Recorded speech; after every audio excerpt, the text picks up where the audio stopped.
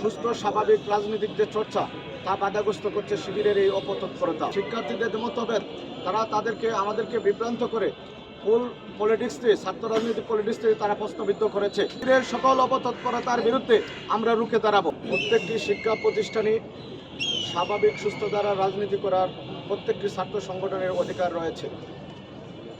আমরা বিশ্বাস করি সেই রাজনীতিটা হতে হবে অবশ্যই উন্মুক্ত, গণতান্ত্রিক এবং শিক্ষার্থী বান্ধব। কিন্তু আমরা লক্ষ্য করেছি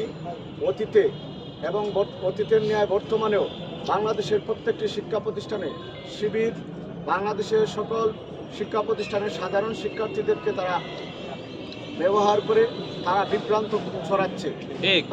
ইসলামী ছাত্র শিবির শুধু বিভ্রান্ত ছড়াচ্ছে না, বাংলাদেশে যে ক্যাম্পাসগুলোতে সুস্থ স্বাভাবিক রাজনৈতিক যে চর্চা তা বাধাগ্রস্ত করছে শিবিরের এই অপতৎপরতা। গুপ্ত রাজনৈতিক অপতৎপরতা কখনো গণতান্ত্রিক রাজনৈতিক চর্চার অংশ হতে পারে না। এই অপতৎপরতা, শিবিরের অপতৎপরতায় আমরা মনে করি যে আমাদের ক্যাম্পাসে যে স্বাধীনতা এবং নিরাপদ গণতান্ত্রিক চর্চা আমাদেরকে বাধাগ্রস্ত করছে। পাশাপাশি প্রত্যেকটি ক্যাম্পাসে যে গণতান্ত্রিক রাজনৈতিক অংশগ্রহণ, শিক্ষার্থীদের মতভেদ তারা আমাদেরকে বিভ্রান্ত করে ফুল পলিটিক্স দিয়ে, ছাত্র রাজনৈতিক পলিটিক্স দিয়ে তারা প্রশ্নবিদ্ধ করেছে। দ্রুত সময়ের ভিতরে তাদেরকে এই বিষয়ে একটি তদন্ত কমিটি করে যারা এই ঘটনার সাথে জড়িত এবং এই সাংবাদিক সমিতিকে যারা দলীয়করণ করেছে তাদের বিরুদ্ধে দ্রুত সময়ের বিরুদ্ধে শাস্তিমূলক একটি ব্যবস্থা গ্রহণের আহ্বান জানাচ্ছি। আমরা ক্যাম্পাসের স্বার্থে, ক্যাম্পাসে সুস্থ স্বাভাবিক রাজনৈতিক স্বার্থে আমরা সকলে এক এবং অভিন্ন। আমরা আগামী দিনেও সকল ইতিবাচক কর্মকাণ্ডের সাথে ক্যাম্পাসের সকল রাজনৈতিক স্বার্থে, ক্যাম্পাসের শিক্ষার্থীদের কল্যাণে আমরা সকল ছাত্র সংগঠনগুলো এক হয়ে কাজ করব এবং শিবিরের সকল অপতৎপরতার বিরুদ্ধে আমরা রুখে দাঁড়াবো। তিনি কি কারণে সাংবাদিক সমিতি থেকে দূরে আছেন, সাংবাদিক সমিতির কার্যক্রম থেকে দূরে আসেন এবং অতীতে কিভাবে সাংবাদিক সমিতিতে তিনি পদায়িত হয়েছেন, তাকে কিভাবে নির্মমভাবে অপর একটি ক্যাম্পাসে নিয়ে গিয়ে তাকে আটক রেখে তার সাংবাদিক সমিতির উপর কিভাবে তাদের হস্তক্ষেপ কায়েম করেছে, আমরা সেই বিষয়গুলো দেখার পর তাৎক্ষণিকভাবে রাত 12:30টার পরবর্তী সময়ে ক্যাম্পাস এরিয়াতে আমরা বিক্ষোভ মিছিল করি। বিক্ষোভ মিছিল করার কিছুক্ষণ পরবর্তীতে আমরা সেই ফেসবুক পোস্টটি আর খুঁজে পাইনি। আমি তালহার কাছে জিজ্ঞেস করতে চাই যে ভাই, আপনি কেন এই ফেসবুক পোস্টটি ডিলিট করেছেন কিংবা হাইড করেছেন? আপনাকে কে বা কারা এভাবে আপনাকে হুমকি দামকি দিয়ে যাচ্ছে?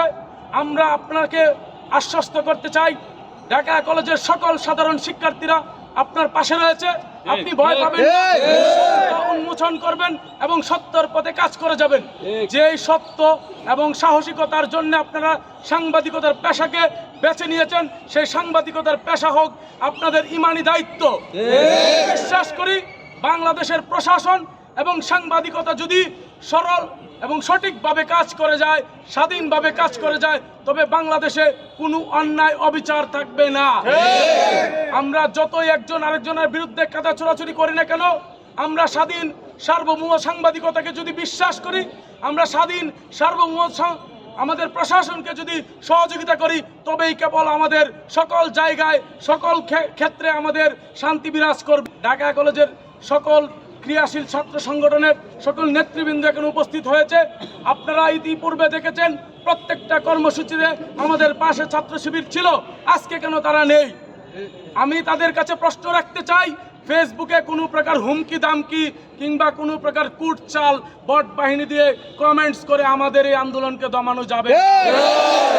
অতীতে যারা হেলমেটের অন্তরালে থেকে বিভিন্ন কার্যক্রম পরিচালনা করেছেন, তাদের মুখোশ কিন্তু আমরা উন্মোচন করতে পারি নাই শুধু হেলমেটের কারণে। তাদেরকে আমরা পরিচয় দিয়েছি তারা হেলমেট লীগ। ঠিক তেমনি আপনারা যদি গুপ্ত সংগঠনের মাধ্যমে যদি আপনারা কাজ করেন, আপনারা অভ্যন্তরীণভাবে সংগঠিত হয়ে যদি আমাদের এই স্বাধীন সার্বভৌম এবং সামাজিক সহনশীল এই ক্যাম্পাসে যদি অস্থিতিশীল পরিবেশ তৈরি করেন, সেক্ষেত্রে আপনাদেরকে সকল দায়ভার বহন করে ক্যাম্পাস থেকে বিতাড়িত হতে হবে। ঘরে বসেই ট্রেড করতে চান?